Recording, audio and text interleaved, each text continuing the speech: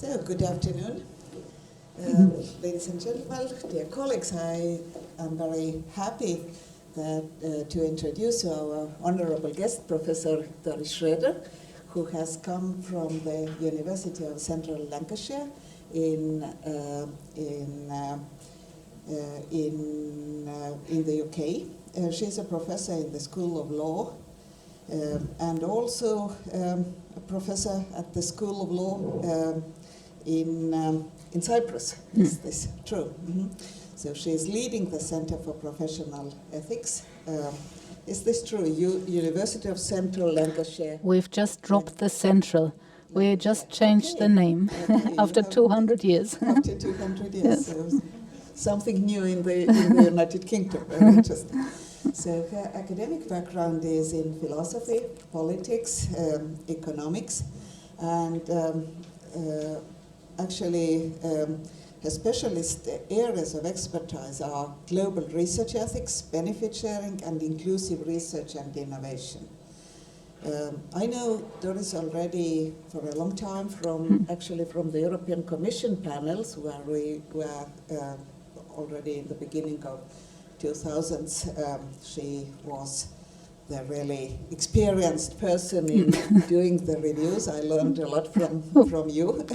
And you are very respected in different international organizations. And I think your speciality is very unique because there are not so many people actually who are today doing research ethics, especially with the focus on benefit sharing. Although it is one topic that everybody who is going to write a proposal to do also some research involving non-European countries has to say what kind of benefit sharing arrangements are in place. But I think not too many think what these arrangements could be, and we talked about also in the morning that this kind of knowledge and awareness, how you involve non-European countries or especially those who actually do not have that many resources. We have a responsibility. When we go and do research there, we also should think that we get the knowledge, what are they getting? And I think now you changed it without actually saying that they are poor resources or resource poor countries. You are very nicely now saying that this is a more inclusive approach. I think it is also partnership, also the resource rich countries learn from this collaborative research. And Doris is going to speak today also about this topic, what is ethical dumping, ethics dumping, and doing this benefit sharing. But she's the lead author of the Trust Code, and this is what has been printed out here also, so you are very willing to, you are very welcome to take one of these. And this code has been so influential that now also different institutions like European Commission and UNESCO are paying attention to it. But I think it is more important that it is a good framework to think about our responsibility when we are involving different other countries into research, and it has been adopted by high-profile research institutions, funders, and publishers around the world. The last one was UNESCO in Paris, I think. It was another code, but it doesn't help that. She is also the coordinator at the moment of Prepare It project, which is a really big 4.7 million euro Horizon Europe project, which develops an ethics and integrity framework to support rapid and effective research during global crisis. She has been an invited speaker of very many different conferences and spoke at different continents and 28 countries. So we are especially happy that you are now in Estonia. We have been working together already for some time, also prepared one European project together, which was very highly evaluated. Unfortunately, in the end we did not get it, but it was a very nice experience, and we learned a lot from you, and hope to cooperate also in the future. So there will be a lecture today. I welcome also the people who have come here for Alliance project, which the conference starts tomorrow. Thanks to Professor Toivo Maimets, who is the main partner in this project for PI, and Dr. Marie-Liisa Parter, who has been the main organizer for this. So we welcome you. Everybody is happy to follow the lecture and ask them questions. There will be a microphone that you can pick after the lecture, and the lecture will be recorded, so please, yeah, everybody afterwards. It's not streamlined, but afterwards it will be available and everybody can follow. Yeah, thank you very much, Doris. Please. Hello, everybody. I'm very glad to be here. Thank you so much to Margit for the introduction, and to Margit and Marie-Liisa for inviting me. I learned one short phrase in Estonian. It's tere päevast. I hope that says hello, and I'm very glad to be here. Like Margit said, I had invited presentations on 5 continents, 28 countries, and with Estonia, and next week Helsinki, it'll be 30. So Estonia helps to get the 3 at the front.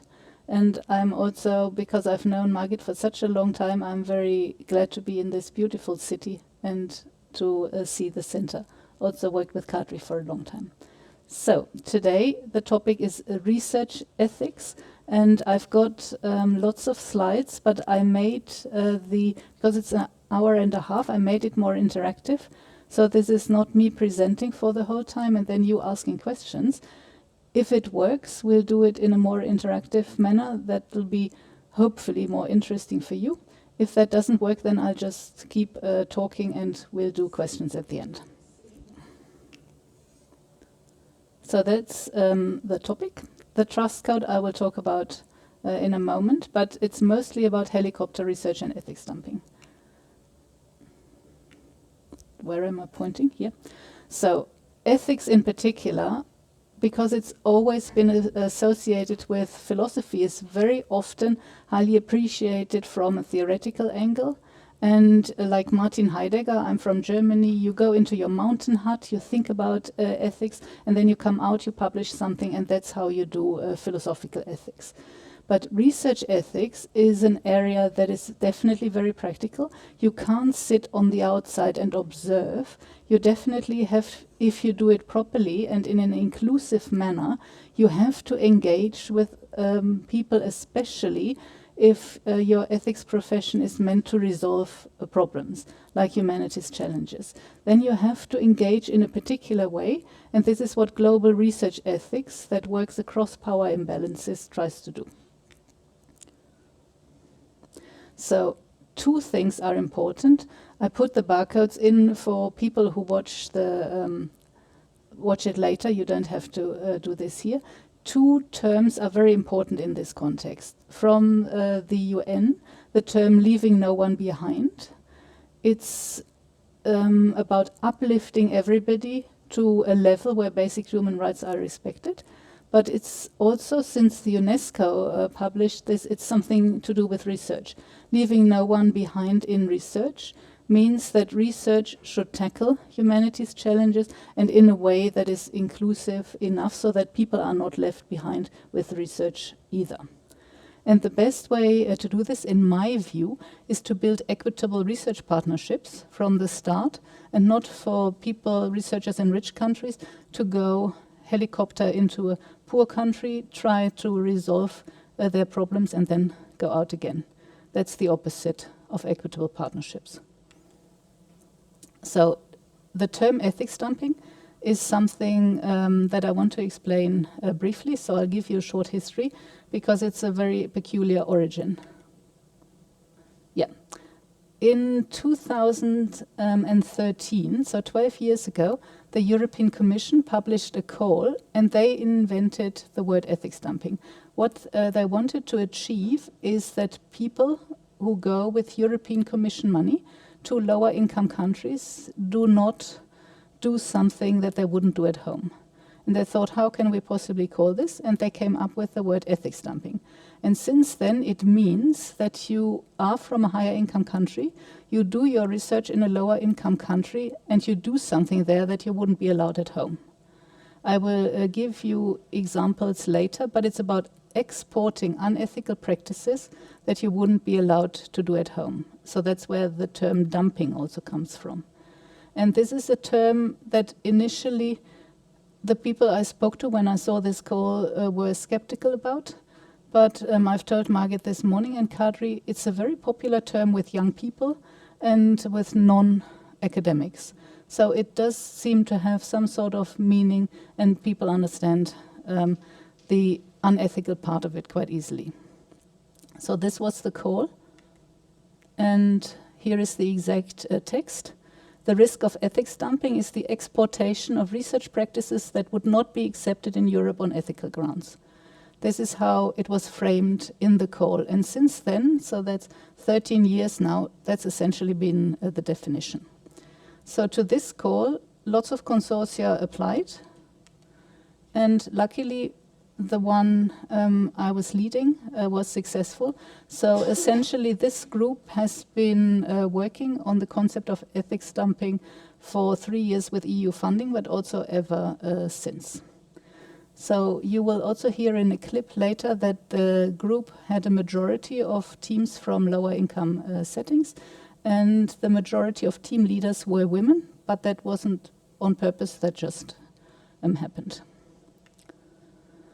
So sometimes nowadays other teams prefer other terms. So for instance, the trust code that I will come to in a moment has been adopted by Nature across their entire portfolio, and they use the term ethics dumping, but they also like to use the word helicopter research, because that's very often used by researchers from the global south. They say people with money come in here, drop in for a short time, they want ethics approval immediately because they've got money, then they get samples out or interview data, and then they fly out again.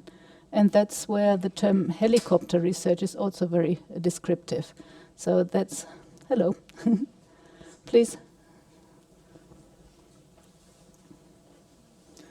So very often people use the term interchangeably.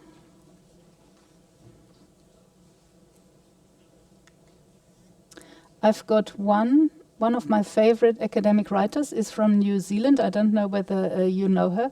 She has written a book, it's quite a while ago, which is called Decolonizing Methodologies. She was one of the first indigenous leaders who at university came to professor level and wrote about what research feels like if you're on the other side of high income researchers coming in and trying to solve your problems. And I brought you 2 quotes. So she said, research constitutes harmful visits by inquisitive and acquisitive strangers. So that's obviously a very strong statement.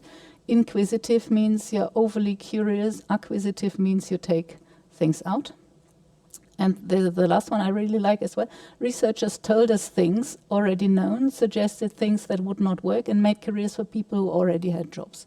So this is a very strong statement, as you can see, but it means that from her experience as an indigenous Maori in New Zealand, she felt that people came in, took things, suggested solutions perhaps to the government or to the funder that wouldn't work, and the people had nice jobs, but they didn't create any jobs locally. So that's a very strong point from the other side. The European Commission wanted to stop ethics dumping, and here you hear why.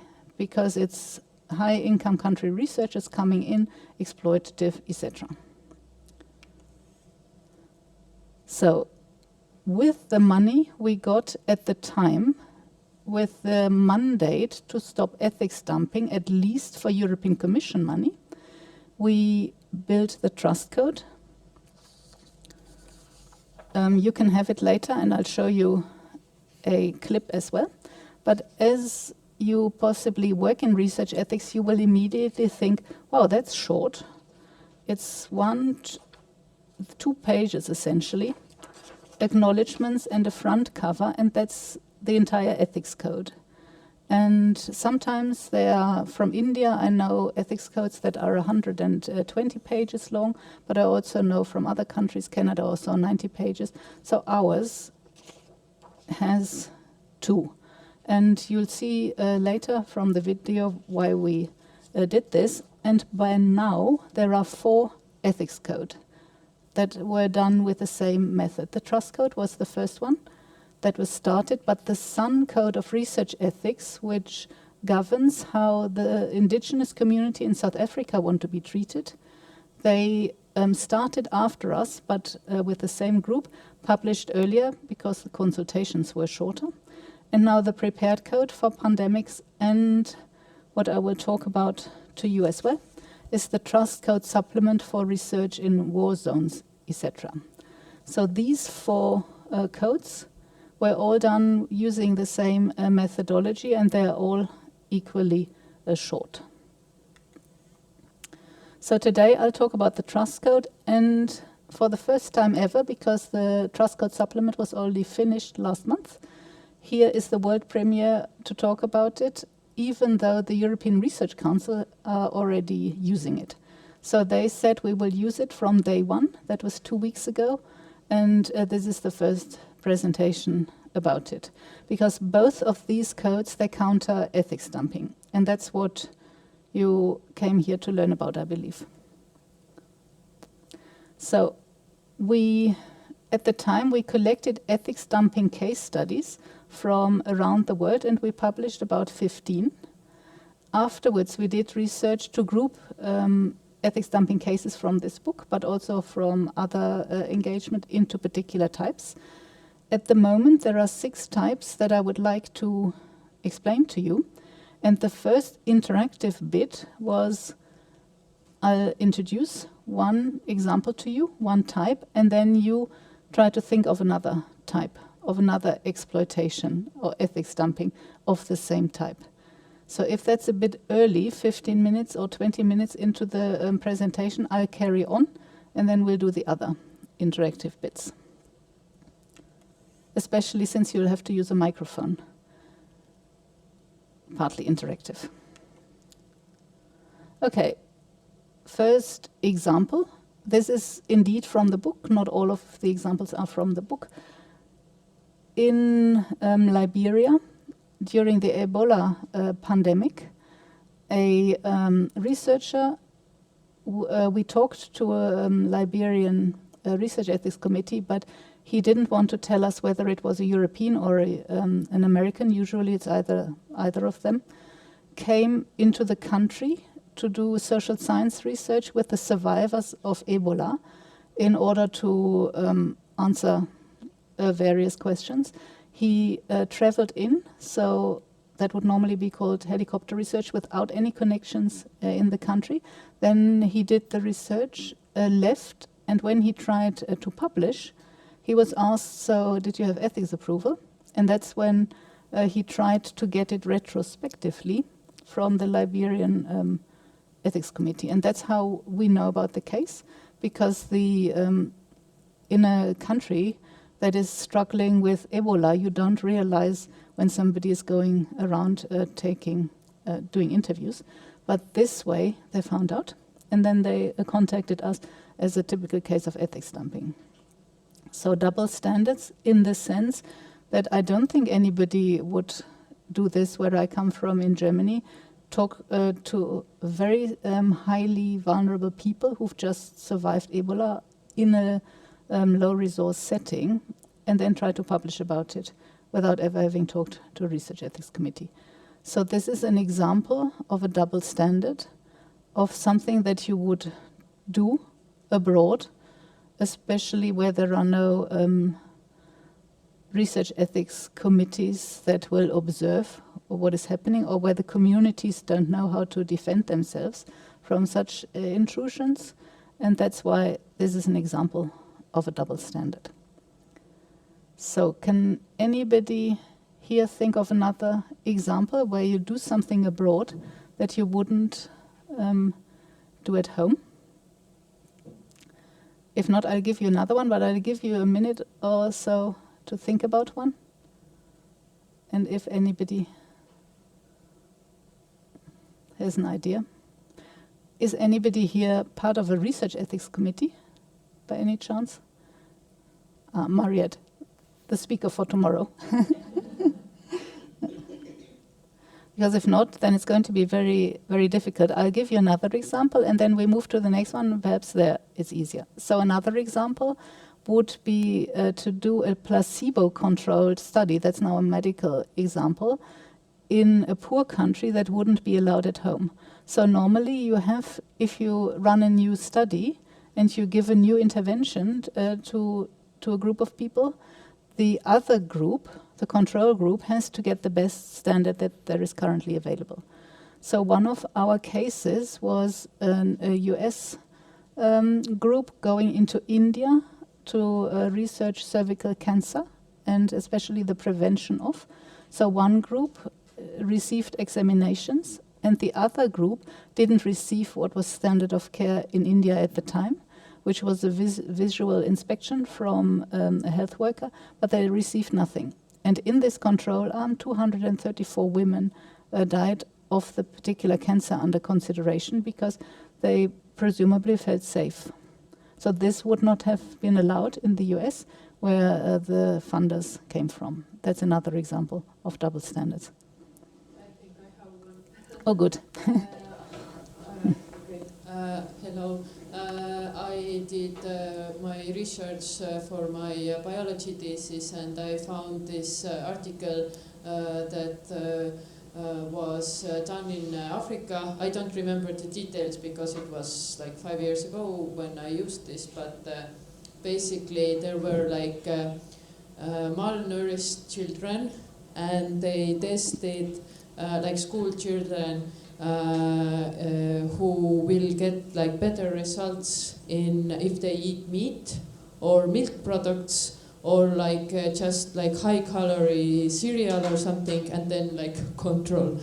So, and they were like severely malnourished, and they like got like good results, but I would imagine that we wouldn't do something here in Europe or something because we don't have malnourished children, maybe, or maybe you couldn't get this approval, I imagine.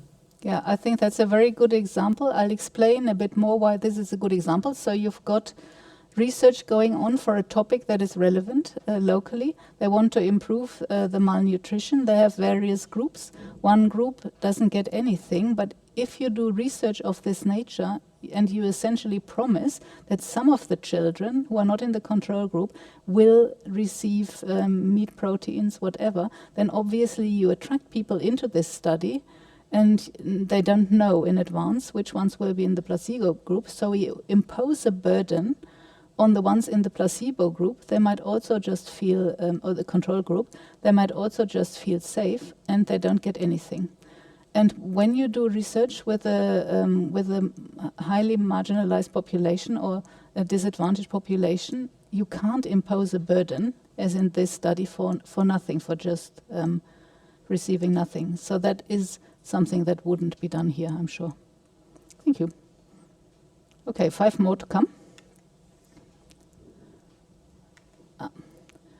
Okay, unfair distribution of benefits and burdens. The example we used in the book was reported to us by somebody from the government in China who was also a researcher. He explained, and this was also in the news and verified in various other sources, that researchers from the US came into the country to study the genome of a peasant community in order to find solutions for non-communicable diseases. So they came in over an extended period of time.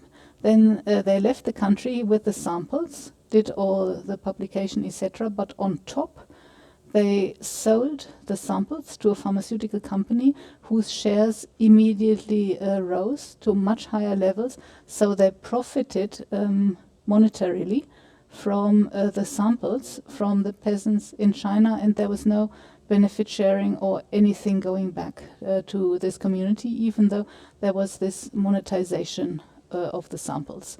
So this is unfair distribution of benefits and burdens. The burdens were with donating blood samples, everything being involved in research, and then all the benefits, normally just publication, but in this term share rises were all with the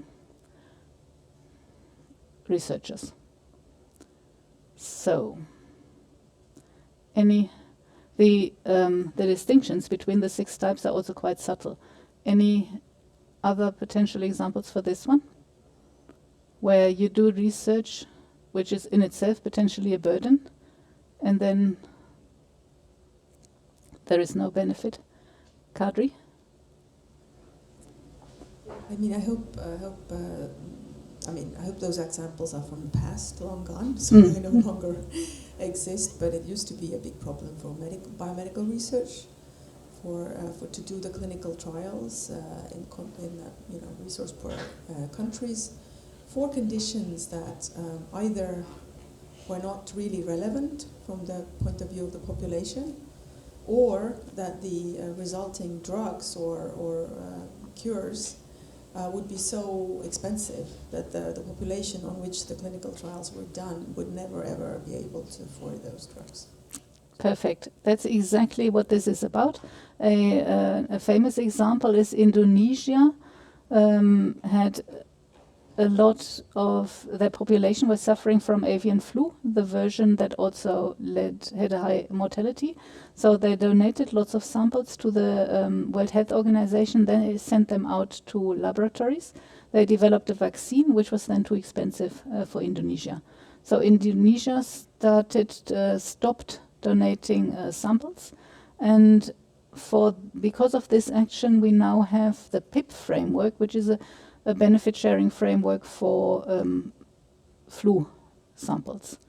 But that's exactly what Kadri said. There is a contribution, and then the result is too expensive for the country that donated the samples. And remember, this is a medical example. I gave you a medical example from India, but the first one, the Liberia, that was a social scientist. So ethics dumping is not just medical. So number 3. Okay, this one, I think it might be more difficult to find another example for.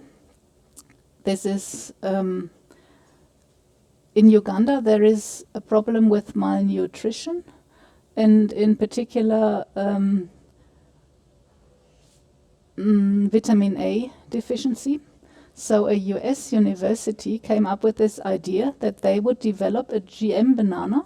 They didn't have any collaborators in Uganda, and then export this as charity to Uganda. They wanted to enrich it with a precursor for vitamin A, and then they thought they have a solution for a Ugandan problem.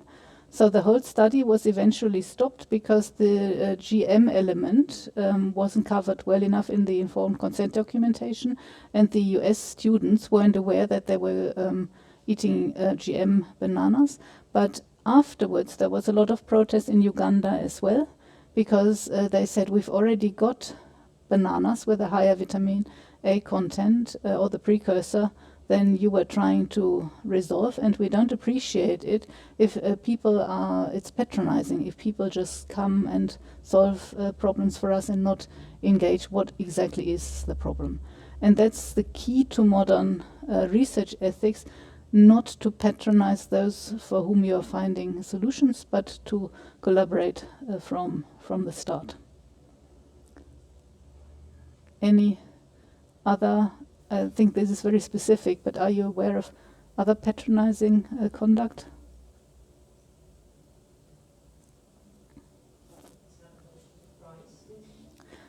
Microphone.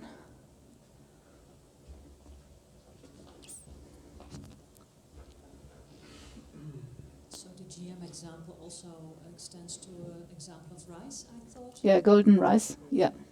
Yeah, golden rice, yeah.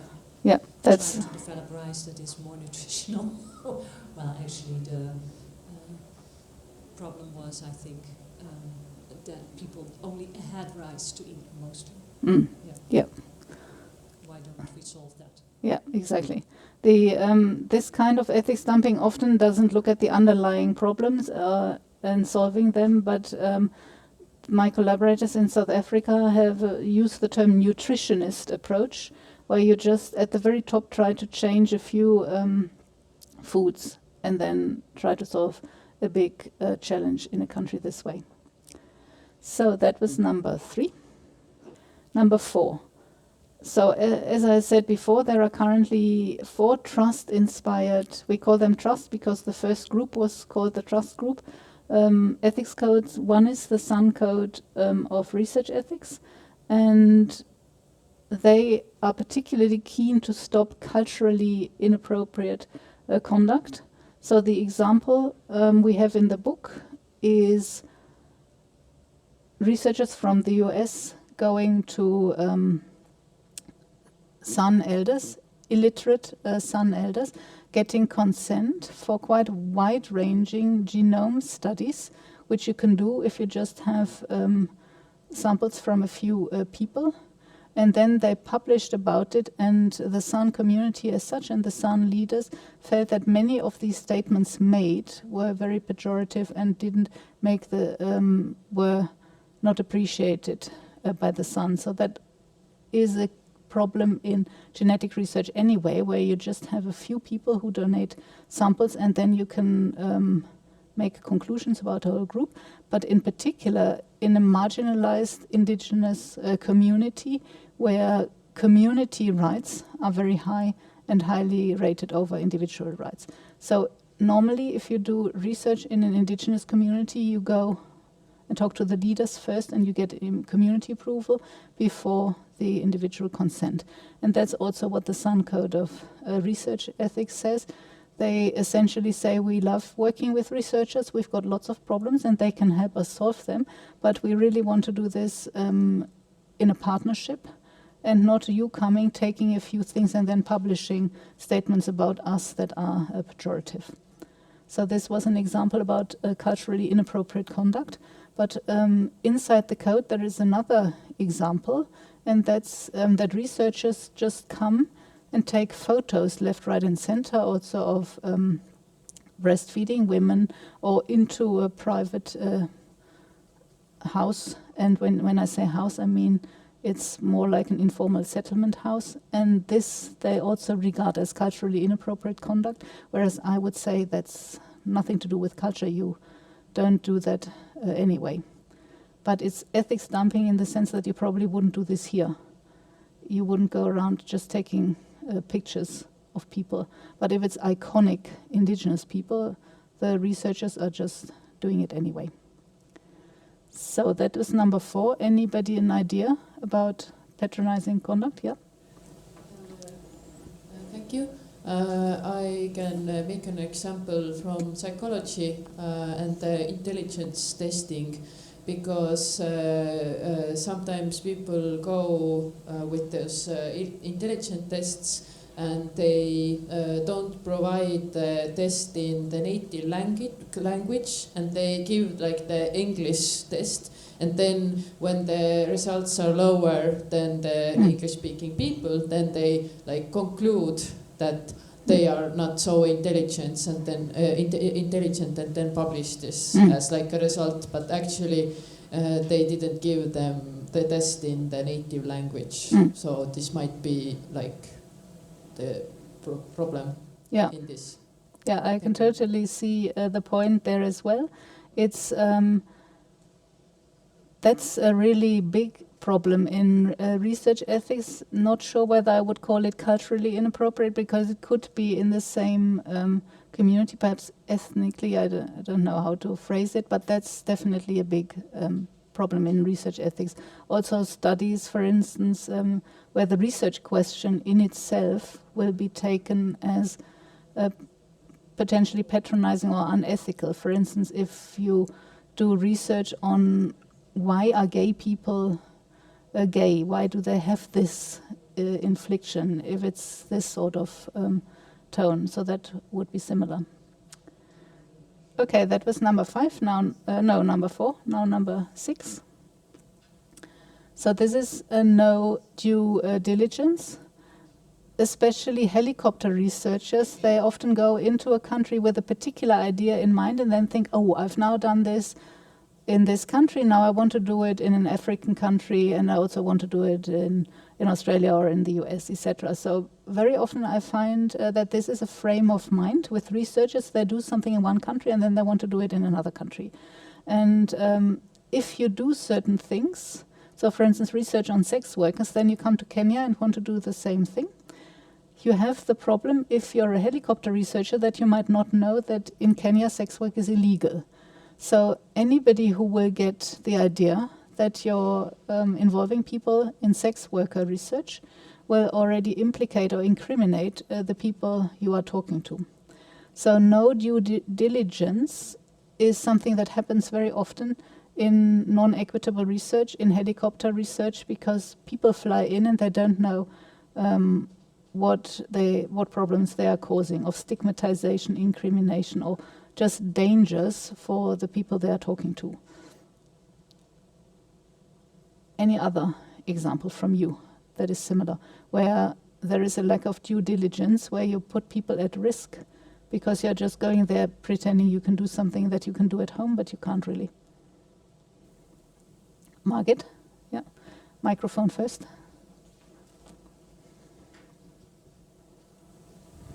Thank you.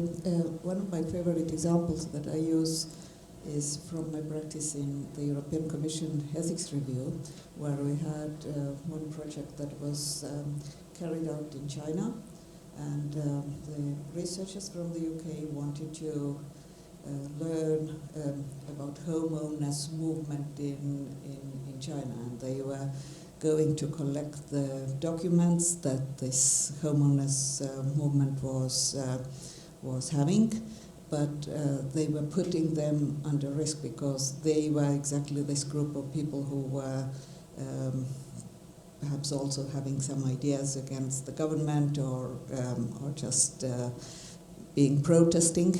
And the problem actually was that it was not so much only from researchers, but we were discussing it at the European Commission whether we should actually require exactly the same thing, like informed consent being collected and letting them to do this research. And the problem was also that they were lying, that the researchers planned to lie about the aim of the research in the ethics committee procedure, because they were trying to protect the homeowners, but on the other hand, actually lying to the government. And when the now European Commission says, okay, just do it and do the research because you are do it not like in this way how we always require in other countries, you will allow them to lie to another country's government,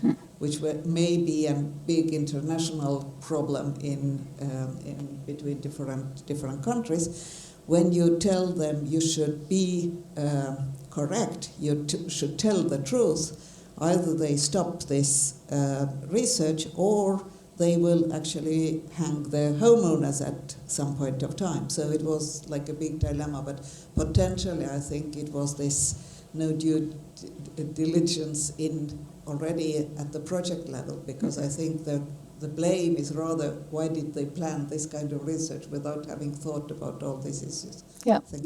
Thank you. Excellent, Margit. That's exactly the same here. Work with political dissidents or sex workers where it's criminalized is very similar. And often the approach is deception. Then to avoid all sorts of problems, also with local research ethics committees, researchers suggest deception, but that's not really an ethical solution.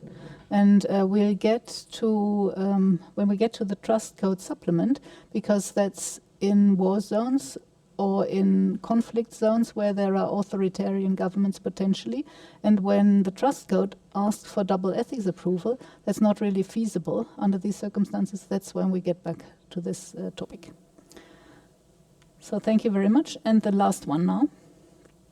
It's a lack of transparency.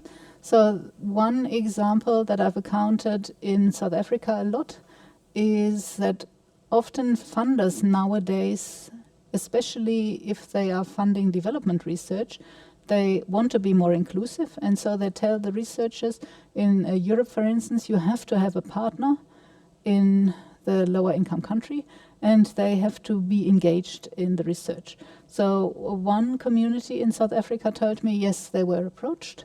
It was about new solar lights for informal settlements. It was quite a big project with also other things that were needed locally. And so the people said, if we do this research here, if we get the money, you will have a project manager and various people on the ground who will get paid. And then the project was done, and they agreed to it, the community, but there was no local role in it. They still agreed to it because they wanted the product, but the promises made at the start about proper engagement and also team members from South Africa, that was not, that promise was not kept. So, any other similar topics?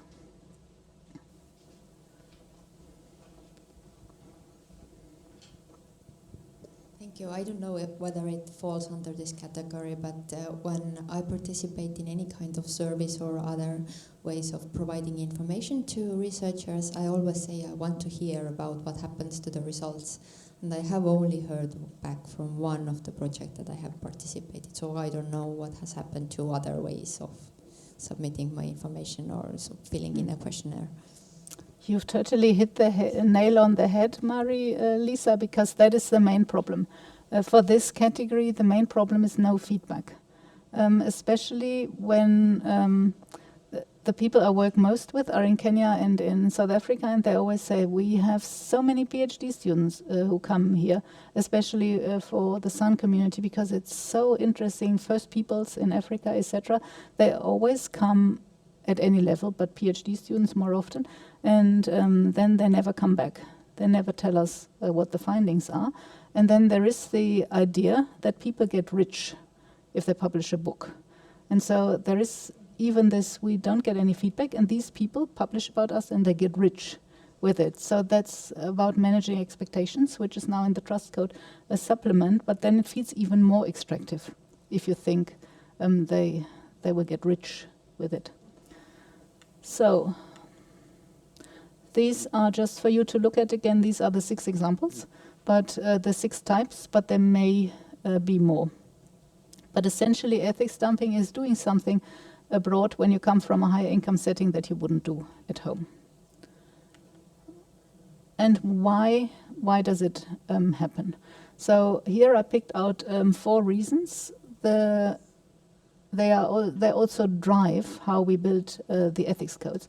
The first one is that communities do not know what their rights are and do not know what they can expect from researchers. Researchers, by definition, are rich people who normally come in cars, even if there are no proper roads. So these are people you need to keep on your side in case you need to bring somebody to hospital or need some transport. So these are very privileged people who come into your communities, and you have people on the ground don't know how to react to incursions or to exploitation. That was one of the reasons, obviously, why we also promoted work on the Sun Code, but it's also one of the reasons why the codes are so short. And they're not just, that's the trust code, they're not just short, but they're jargon-free. So community or individuals in lower income countries who feel exploited, they will understand what this all means. So for instance, the first article is local relevance of research is essential and should be determined in collaboration with local partners. So this is easy to understand. And if helicopter researchers come on a project that is funded by the European Commission or now also by the Dutch government, by the Polish government and other smaller funders, you can say, we've never heard of you. And now you want to do all of this research without any engagement here, so that's counter the trust code, which this particular funder has adopted. So the Sun community, at least, that's how they're using their code. Would be great to hear from communities who are using the trust code in this way. But that's why it's also very short and very clear. So then researchers from high-income countries are unaware of the ethics dumping potential. So for instance, if you do everything as you do it at home, you're an ethical researcher at home, why should there be any problems?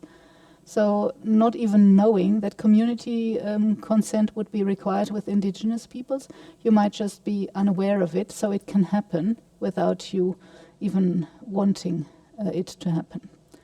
And also in high-income countries, there is a lot of support for curiosity-driven research.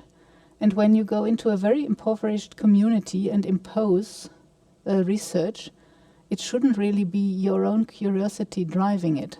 But because researchers are so highly regarded also in high-income countries, and they highly regard curiosity-driven research, there is this potential that they think, oh, but I'm improving knowledge, scientific progress, etc. So that's one potential element in the second item. Then there are high-income researchers who feel that there is too much ethics in their own country. This is particularly the case, for instance, with animal research, where you can do really intrusive animal research on non-human primates in China and Kenya, for instance, that you can't do in Europe. And then some professors have moved entire laboratories to those countries in particular. From the European Commission point of view, that's ethics dumping. That shouldn't happen with European money, that you do something highly unethical on non-human primates and you just go into a country where it's allowed. So that's deliberate. You seek the place where you can do the research as you want to do it. And then the last one is the under-resourced research ethics committees. Very often it's the case that research ethics committees can actually be helpful. They can point out what could be improved in your research, and if there aren't any well-resourced research ethics committees where you want to do your work, then you're missing this guidance. So these are the 4 main reasons we came up with in our research for ethics dumping. Got a question? Yep. I have one comment here, maybe, that we have found that the usual 4-year cycle of funding is totally not working for the very ethical research, as it just does not take into account the time that it takes to build the trust with communities. Therefore, like, my question would be, maybe it's not you, but in general, like how to improve that if somebody wants to do properly inclusive research, it just takes a lot of time to build trust with the communities, and this funding bodies usually want results in the end, and the researcher is really torn in between that. Yeah, I totally agree. In 4 years, to get ethics approval and to have establish long-term relationships of trust is not going to happen. So the way I've done it is I've stayed with the communities that I've worked with for over 20 years now, and I don't hop from one community to another. That's one possibility, but also there are now funders who have recognized this problem. So for instance, the Wellcome Trust, they now give you 8 years in order to do your research, and then it's easier to avoid ethics dumping. But that's a very good comment. It's the way you get research can also impact on how ethical you can be. But then obviously you should ask yourself, I personally think research is just so much better and so much more successful if you do it properly than even if you have to have 2 projects, one after another. It's still worth doing because you also get better results. Margit?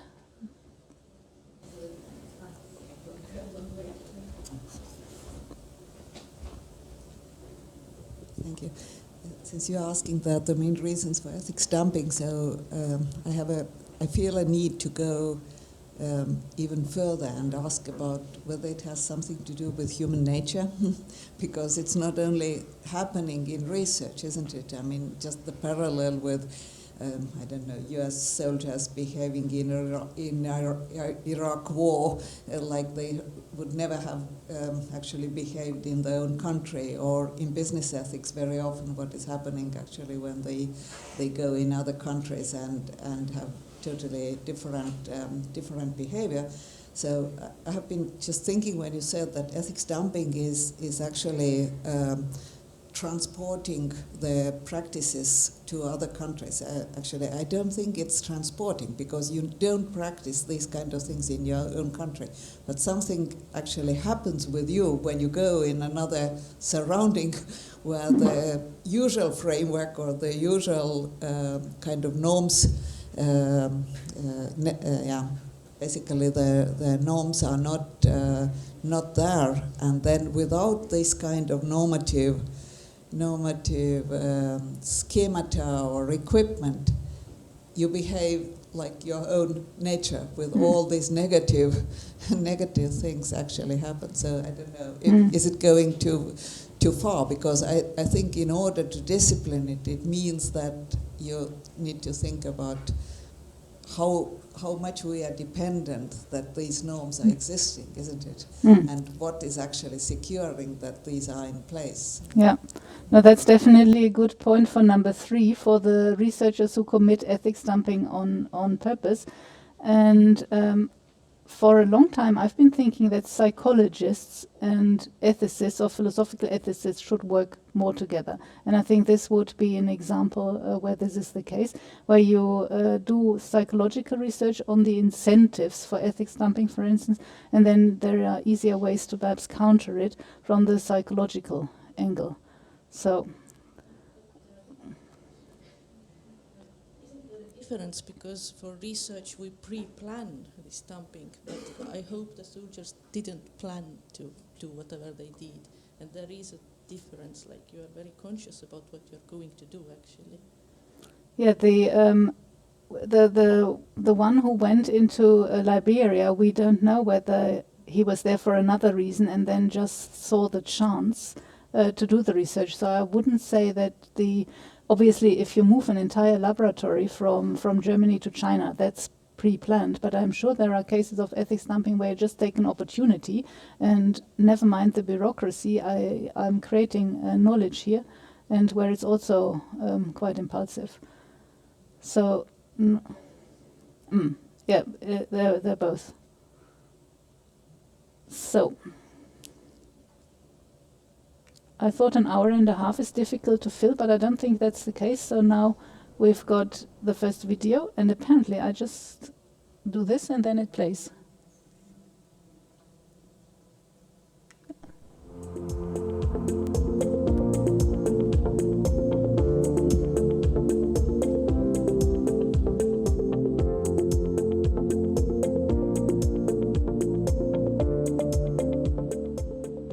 The Trust Code, a global code of conduct for equitable research partnerships, was developed by 13 partner teams and 12 advisors from all continents. The majority of team leaders were women, and the majority of partner teams were from middle or lower middle income countries.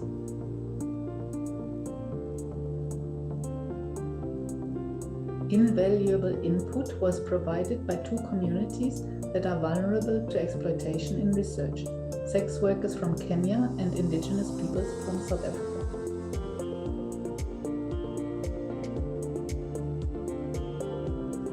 The code is based on a risk analysis of the potential for exploitation in international research.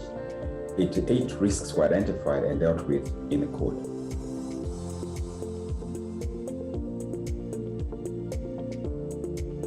After its launch in the European Parliament, the code was adopted by the European Commission and since then by other high-profile adopters.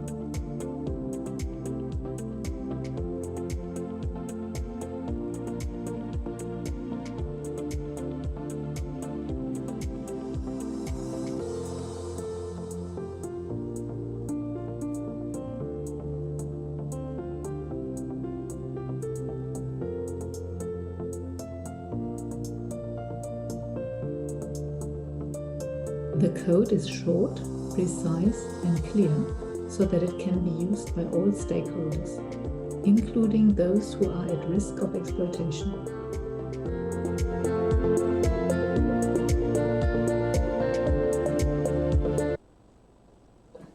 And the code is currently available in 11 languages. If anybody wanted to translate it into Estonian, they're very welcome to. The Estonian Research Council refers to the code, so they are aware of it. Oh, yes. I'm sorry. Maybe it's because I was young and stupid when I was doing my bachelor's thesis, but if I use this article where they were exploiting African children, like should I not use, like, if I think I didn't understand that point that this was like exploiting African children, but if I'm doing now my PhD and I find like articles that maybe are not that ethical, but they have like good data for my work, then I shouldn't maybe use them, or? So you've already done the work, or not? No, I'm starting, but I'm just thinking if it's ethical to use the articles that. Oh, I see. From previous work. No, I mean, is it ethical to use articles that have done the work unethically? Okay. That's a super big question. Can we return to this in the question time? It's whether one should use research results that were obtained unethically. Of course, the main example here is whether to use results that the Nazis obtained with their experiments, and that's where all the discussions started. And obviously, this is a smaller example of it, but there is no answer really, because some people will say, then that's all. If you can improve the situation of a particular group with unethically done research, then you should. But that's not my view, and it's not the view of publishers. Publishers will not, the publishers who've adopted the trust code will not publish the research if there is an unethical element in it. So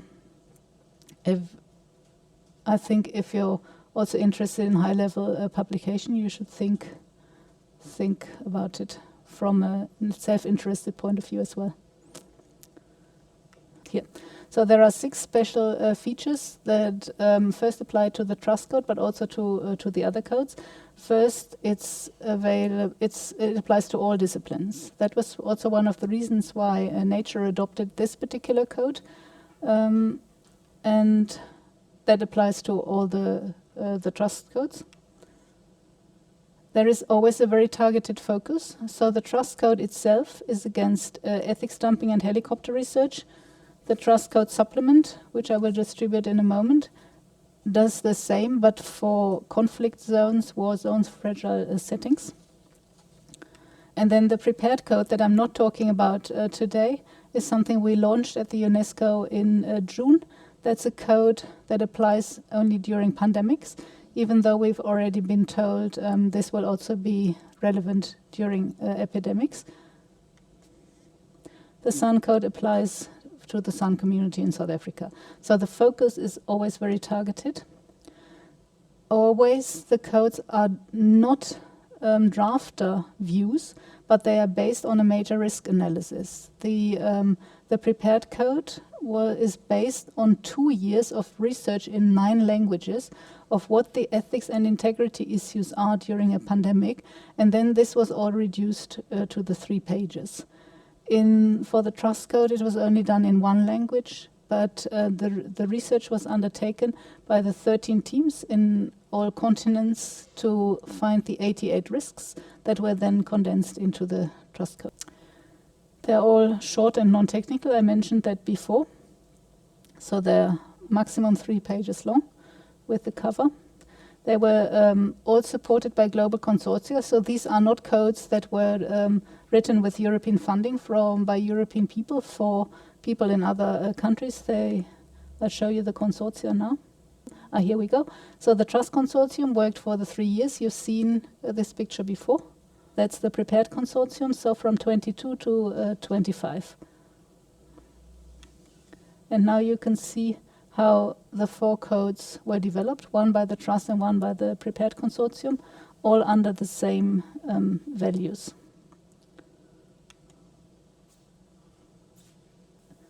And they're based on these 4 values: fairness, respect, care, and honesty. And that's where I've got another video.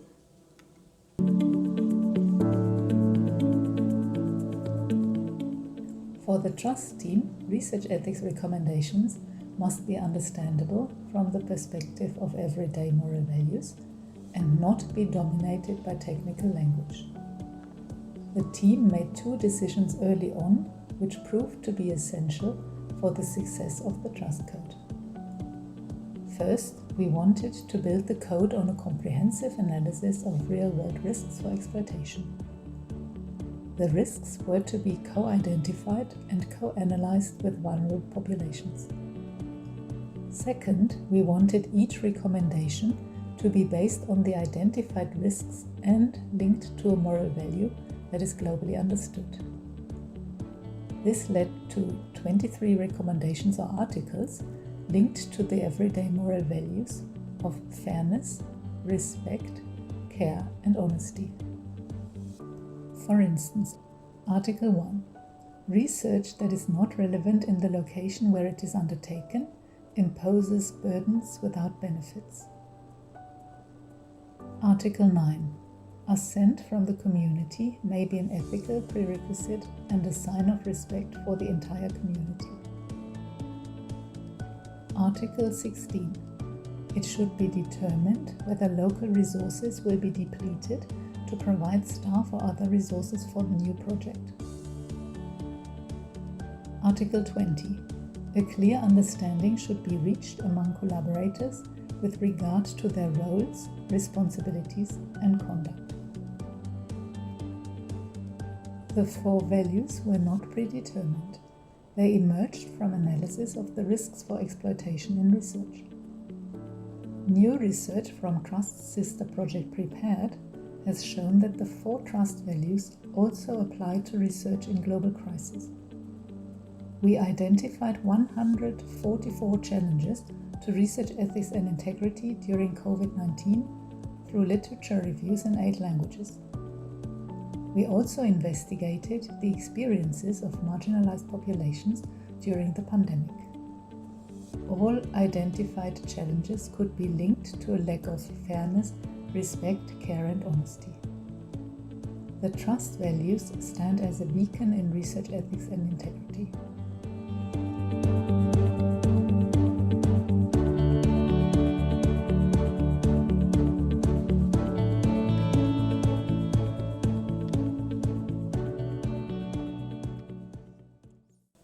Within 2 months of launching the Trust Code in the European Parliament, Al Jazeera Television picked up on these values, and they ran an entire program that was in 2018 in August on indigenous rights with the 4 values on the wall for 45 minutes. So these values, we've experienced this around the world, they are understood globally.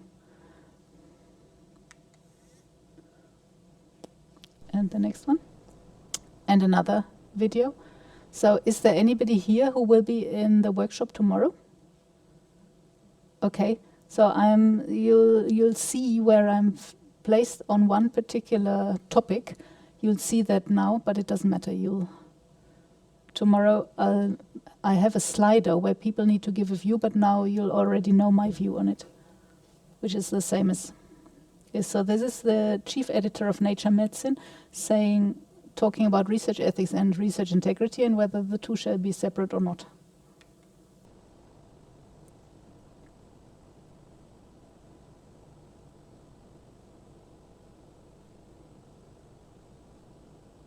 So we think about research ethics and research integrity in a very integrated manner.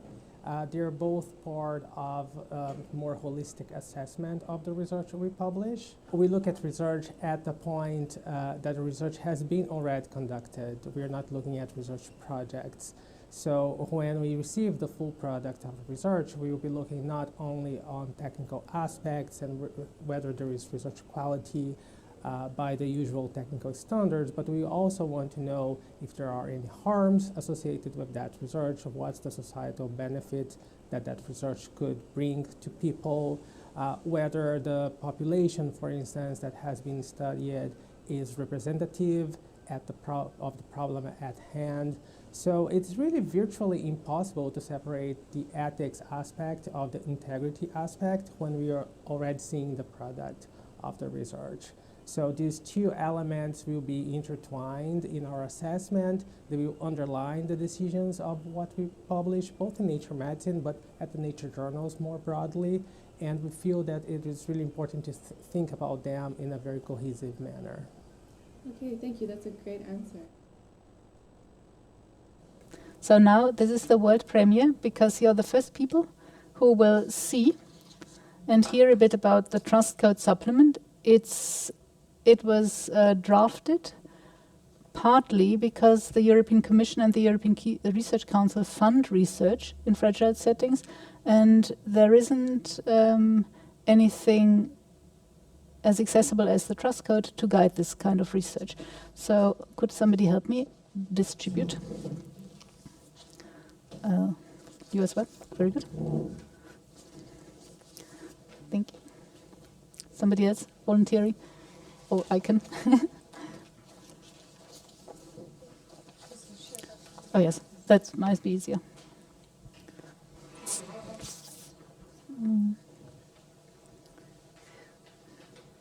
I need one copy myself, though. I forgot. Oops.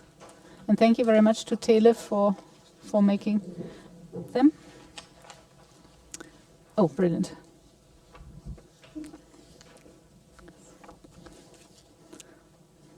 And perhaps whilst I speak, we could do the same with the Trust Code, because the two only work together.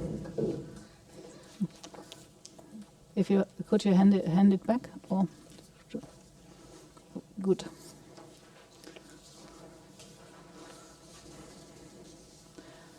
So the Trust Code itself was launched in 2018, and what we expected was that people will ask, will find gaps, or will say, how do we revise it? But to date, there has been a change of name. Initially, it was called the Global Code of Conduct for Research in Resource-Poor Settings, and both the Dutch government adopter and also Nature said, is it not possible to give this a proper name, a positive term? And so the name was changed to the Trust Code, a Global Code of Conduct for Equitable Partnerships. But to date, it's been adopted by so many people, as you've seen, and we have not had a single suggestion for a change. But a few people have come to us and said there are certain elements in the Trust Code that do not work in fragile settings. For instance, you can't have a local ethics approval if under authoritarian regimes, or not in all cases. Or in fragile settings, you may need to bribe people in order to get to the population. And in the Trust Code, we say bribery and corruption are not allowed. But in the Trust Code supplement, after discussion, we are still saying the same. But if you now open the Trust Code supplement, there is a short introduction at the start where we say where it applies. It's disaster-affected areas, conflict or post-conflict zones, and high crime informal settlements. So that's where the Trust Code needs to be supplemented with this. And then the research was done in 2 languages only this time. It was initial literature review in English, scoping review in English, scoping review in German, and a survey in English. And then we did consultations. Here we did a 1-day consultation at the UNESCO, which was in June, with the Trust Code adopters. The former head of ethics and integrity now calls this group the Trust family. And these are all Trust Code adopters. And then we did 2 months of public consultation.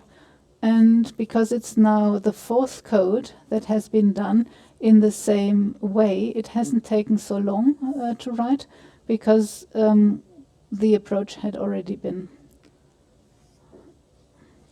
approved. So 2 possibilities for the last 15 minutes. I've got another video from where Dorian Karatsas, the at the time head of ethics of integrity, talks about the trust code, but it's for 5 minutes. But it's a very good advert for why they believe the trust code is so important.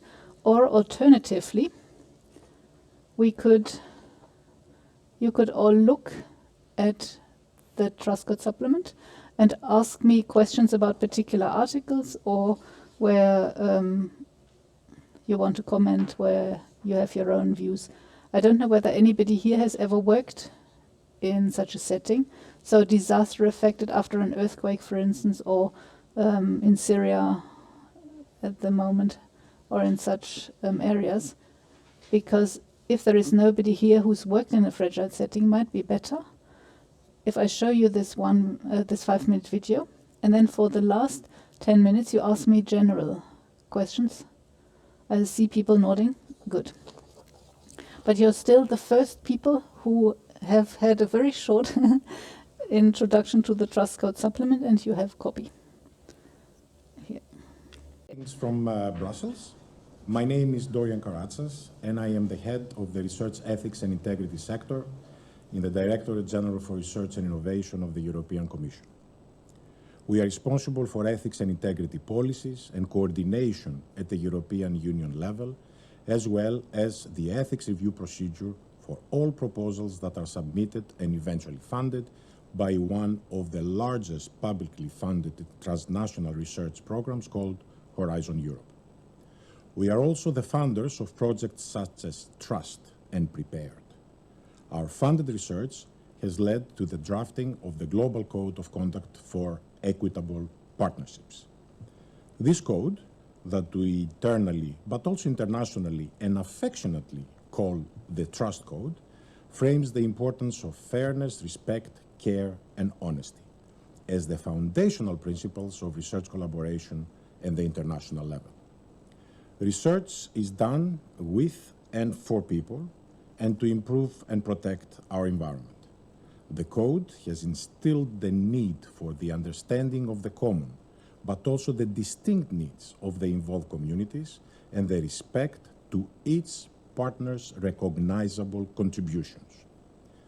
The code has become an important element of European Commission policies. Since its publication, the code has become a reference document in Horizon Europe. All funded projects must adhere to the code's framework and must do their best to be truthful to its content. Ethics in Horizon Europe is a legal obligation. It is what our legal experts call a must-do article. It's not an option, it's a legally binding responsibility. In addition, the code has been a reference document in the European Strategy for International Cooperation in a Changing World and the Global Approach to Research and Innovation. I quote directly from the policy document. The European Commission and the Member States of the European Union are invited to apply the European Code of Conduct for Research Integrity and the Global Code of Conduct for Equitable Partnerships. While being part of a major policy initiative indeed does justice to the code, it is important to highlight that the success of any code is leadership and ownership, being part of a community of adopters, such as the Horizon European Framework Program, and many institutions around the world, but also the researchers, the research managers, the funders, and the policy officers. We hope that this community, the trust community, will continue to enlarge in size and value and will be a driving force in deepening the understanding of the trust framework. While high-level principles are important, who can argue against honesty and respect, for example? Applicability of these principles in the research setting is a challenge. How can we move from the text to the lab? And in emerging technologies, the lab can be individuals, communities, and even transnational communities.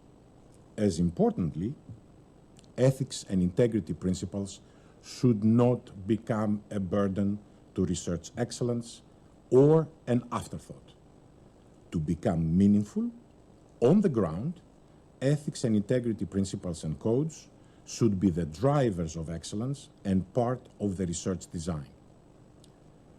Trust communities are the best place to think globally and act locally. Most importantly, trust needs you as ambassadors and practitioners in order to move from do no harm to a proactive do good.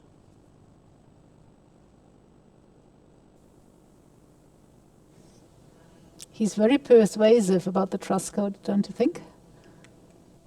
This is now where we're not going to discuss the trust code supplement, but you can ask any questions, and we've got 10 minutes.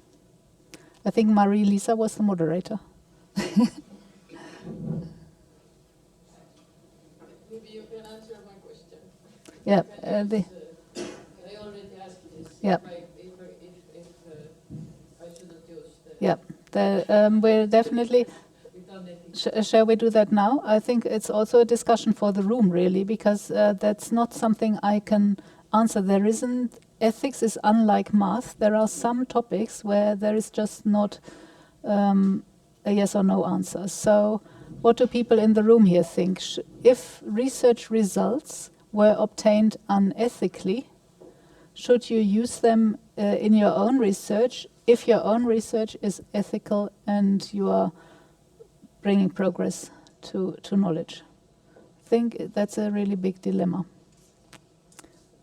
I've already said that I would try to avoid it personally, but I'm mostly doing ethics research, so it's easier for me. I've been very often asked about whether you should use the medicine that has been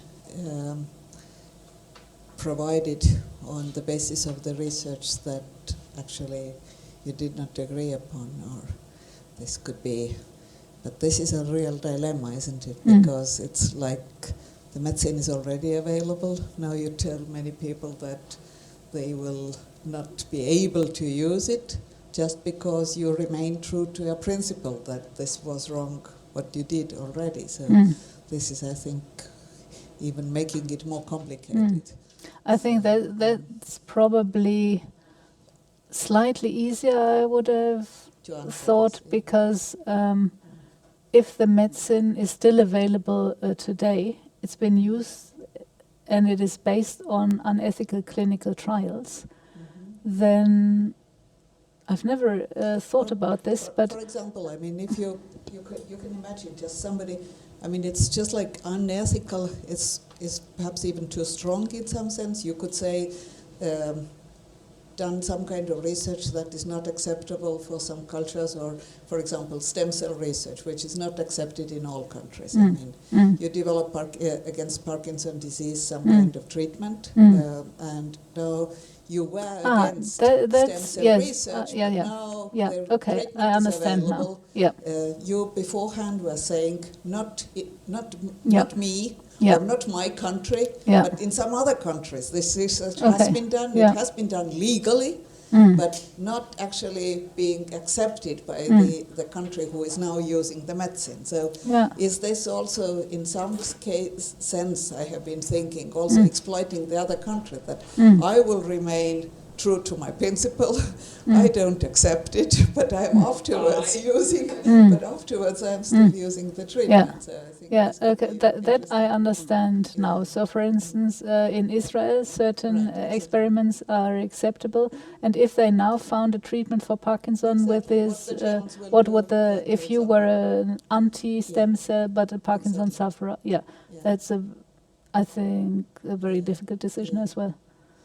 Yeah, I would say it's just like, I would say the researcher who was not accepting this research should not get this treatment, but the whole patient population should not be rejected because somebody made, politicians or some research group made this decision. So, but with this kind of dilemma that you were asking, I would say using, it just needs some interpretation what using then means, because you can refer to these articles, you can criticize them, and still actually use the results if you can prove that the results are just like truthful, or they are actually, the knowledge is really tested.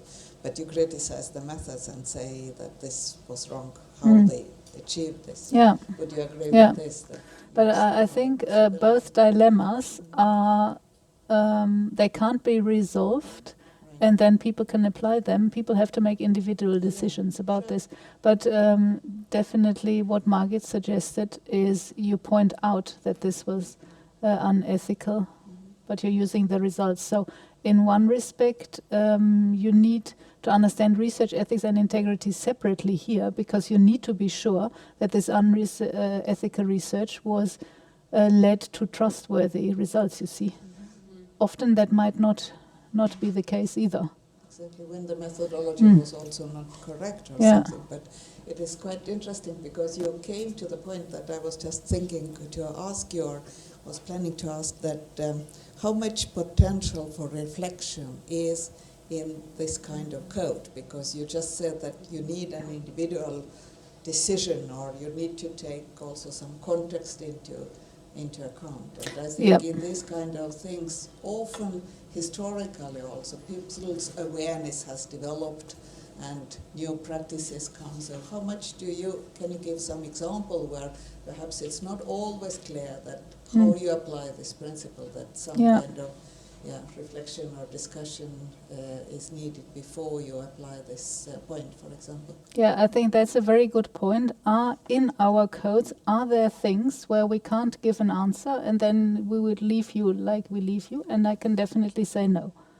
Because these are all minimum ethics requirements and they have to be adhered to. How you do it, we didn't specify. Very often, also in the public consultation on the new code, the prepared code, people will say, okay, you've put in here that prior to the start of any field activities in a war zone, for instance, researchers should be supported by the institution wherever possible to develop risk management plans. And then in the public consultation, somebody said, can't you give us a framework for risk management plans? But if we did this as a group, we would already be prescribing local solutions, when really what we are saying here is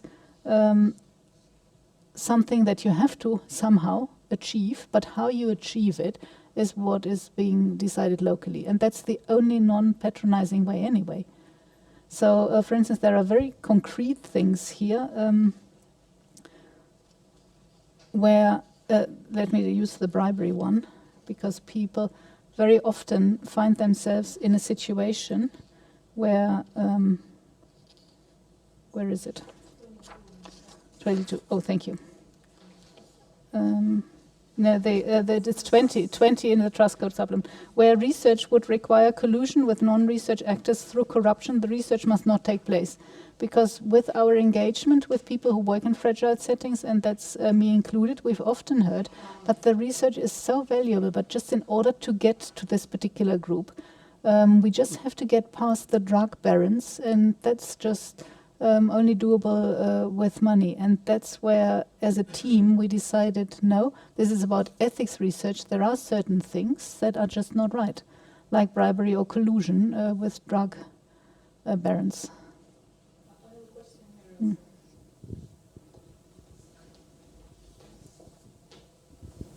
It is really related to the same issue and also to the cultural sensitivities, because in some countries this kind of bribery or some kind of paying money for things that we wouldn't pay money in Europe, or like it feels somehow very counterintuitive for us to do, or even strange, and this is there like a cultural practice. So what about those issues? Or when we find that this code of conduct that we want to follow the local researchers and in general the local communities, like have, let's say, not against really, but something a bit different, and then you find yourself in this kind of zone of being culturally inappropriate, kind of feeling that you're being inappropriate. And that's just what's your comment on this? And that's exactly where you need to find local solutions. For instance, there are certain gift giving practices that would not fall under bribery if this has all been agreed locally. So, for instance, gift giving in the research team that wrote this code is so endemic, I would say, that whenever we have a meeting, as I'm the lead, I get a gift. And obviously they also get funding, so there is some sort of, one could say, if one was very strict, that's a conflict of interest. So Margit invited me here. There is a small honorarium with it, which I've donated anyway, but I also brought Margit a gift. But you can't really talk about... So bribery and collusion on the one hand, and gift giving, that's something you need to discuss then locally, because our Kenyan partners, for instance, they're suffering so much from the corruption in the government that they talk about. They are totally anti-corruption, but they would still think that gift giving is necessary. Do you see what I mean? No, I totally see, because I've been lots in those settings where the gift giving is huge part of the cultural practice. But also sometimes people are, like their society is also quite bribery prone in different levels for in your everyday life, which we even as outsiders wouldn't be seeing, but they would take it as a normal practice sometimes, or just like something you cannot avoid. So but then sometimes these settings you find yourself.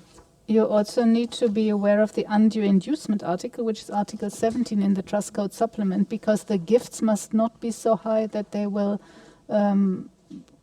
get people to do things that they wouldn't normally do. So there shouldn't be inducements.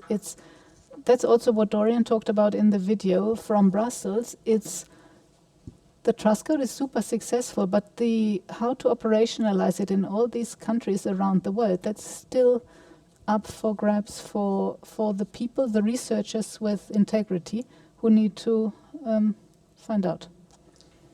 I also have an example about this undue inducement. I think in many of these ethics reviews we are looking when the project has been written that people will get some payment for just participating in research.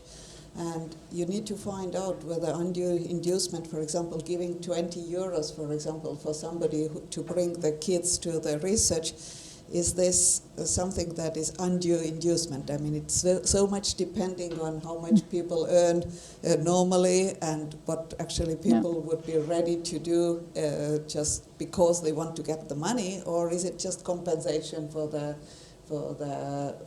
time? And when I started in these reviews, I was always quite surprised that there is no kind of rule just telling what is undue, how much is taken. But this is exactly this contextual sensitivity, isn't it? And where you need to collaborate with the locals in order to find out. Because what you've just said is exactly 20 euros might be a big undue inducement in one setting, and that's where you need to collaborate locally to find out. I just wanted to comment also that what we found very, I think, best way was just to actually train local people to do the research. And this is again saying that it just takes so much time that I would hope that the research ethics researchers would also really press those matters in the funding schemes, that actually there would be funding to build this kind of collaborative networks. And then you can do research maybe after. But just this training and all this being inclusive, it just takes so much time. But we see the benefit a lot, just training locals in the actual research. Or one could go one step further, which is what I've been trying on my Wellcome Trust project, and we published a book, Vulnerability Revisited, Leaving No One Behind in Research, namely to say not just to export our social science methods or our methods and train people as such, but let's see whether it can be done differently. And we've done 2.5 years now without me as the PI ever visiting the communities. Now they are asking for me. They want to see that I'm not a robot, is what one community said, but it's the opposite of helicopter research. And what we tried is to do social science research without collecting personal data, because then it's much, much easier for the local researchers. They can even be community researchers, and the success of this one was phenomenal, because especially the sex workers, they say they can speak. We have learned lots of things without... we know there are female sex workers in Kenya, so we don't need anything else. But we could learn so much more by following this suggestion without the normal methods applied, and no capacity building required either. I have one more question. You have this Article 13, local knowledge and community acceptance, that we also already have been, I think, discussing now, but I think very often what also students ask is actually what does this community acceptance mean? So, or more just to say, who is the community? Because in some countries there may be somebody who is like head of the community. Is it also sometimes different groups who actually want to be asked, or is it also the state level that needs to be giving this acceptance? So how would you then respond to say that I want to be respecting this article, but I'm going to another country? How do I know actually that the community has accepted? How many groups I need to ask, or whether I need to find out who is the boss there, or who is having this possibility to speak for everybody? A simplified answer, I would say, is if you're locally embedded and you've worked with a particular group, then you know where to get the community approval from. If you're potentially a helicopter researcher, then that's a very valid question. How do I get the community approval? How will I possibly do this? But from outside, that's difficult. You need to engage locally to find out. But still, even if you're trying your very hardest, that was the case in Mexico, in a benefit sharing case. It's called the Chiapas case, where the researchers tried so hard to contact all the communities and get this benefit sharing agreement agreed. And they were not successful because there were communities that were fighting with each other. And then there isn't an answer. And sometimes one then just has to say, research is not the human right of a researcher. If the researcher, some researchers seem to think that they've got a right to do the research they want to increase the knowledge in the world, but it's not the case. That's why we put something in the trust code that really was so contentious originally. It's Article 8. It says, the second sentence, the last one, research is not a mission-driven exercise to impose different ethical values. If researchers from high-income settings cannot agree on a way of undertaking the research that is acceptable to local stakeholders, it should not take place. It's equitable research cannot be imposed just by saying we are improving knowledge. Research must always be collaborative. When I went after my PhD to my first ever conference, there was somebody who befriended me from Norway, and I thought, why is she asking me all these questions, and why is she so friendly to me? And then afterwards, it was a one-week conference, somebody told me she's researching Germans. And, and that's perhaps also one of the reasons why I thought, wow, is that what it's like if somebody is curious and then they don't tell you? And then she asked me a million questions. And so perhaps I'm in some publication somewhere about the Germans and don't know. And I think this sense that you need to collaborate with people, and they need to know that you're a researcher and that it's a burden, I think that's what the trust code is about.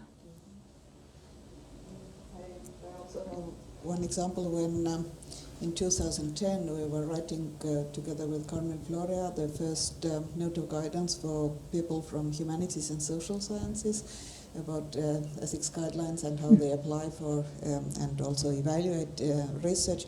Then one of these examples that we were struggling with was that there were in social sciences some people who were furious that they had collected very valuable knowledge from just like filming some kind of anthropological research, some practices, which from their point of view were harmless, just people doing some kind of handicraft work or something, some knowledge that was collected. And then afterwards it was said, but you did not actually tell that you were doing research, you were not actually filming it with informed consent and people not knowing. And since the people in the village said that they are not agreeing with just having this research published, they had to delete the films. And they said that this is unacceptable because they have very valuable knowledge that can be not only just their knowledge in this sense that they own the knowledge, but this is a part of the bigger pool of knowledge that we have already. And this is not actually only their right to say that we should spread it or not. And for me, it was just like a point where I thought that a lot has changed since 2010.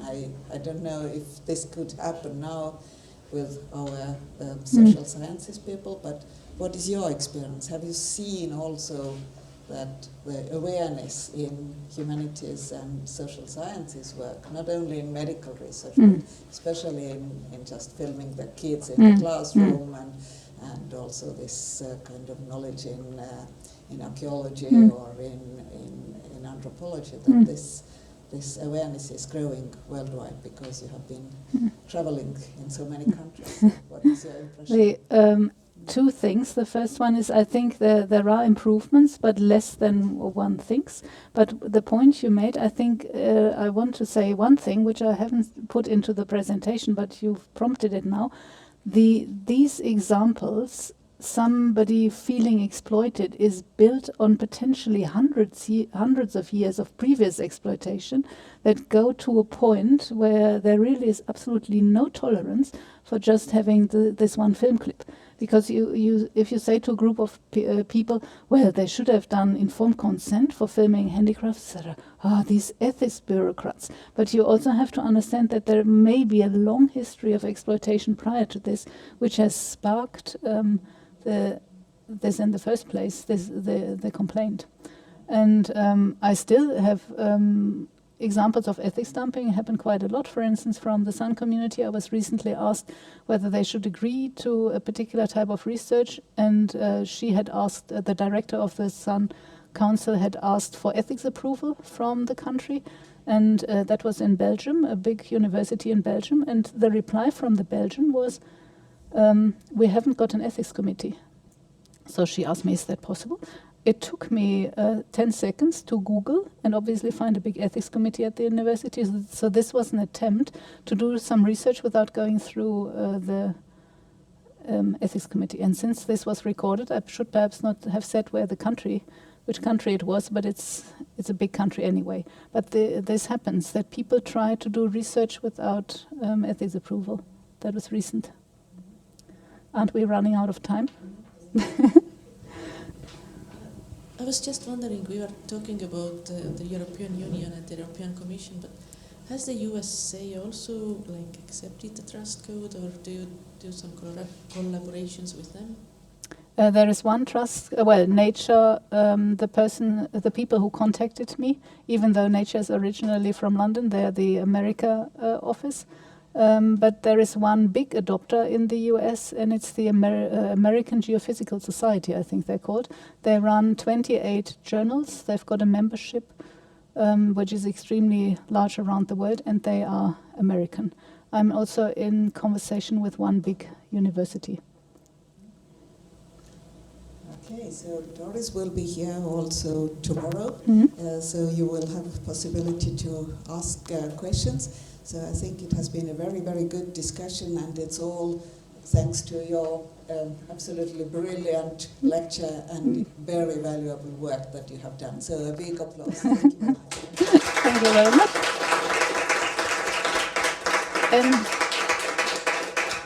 And thank you for the engagement, because it's very risky to go to a place for the first time and ask engagement 15 minutes into the lecture, and you engaged on every spot. Thank you.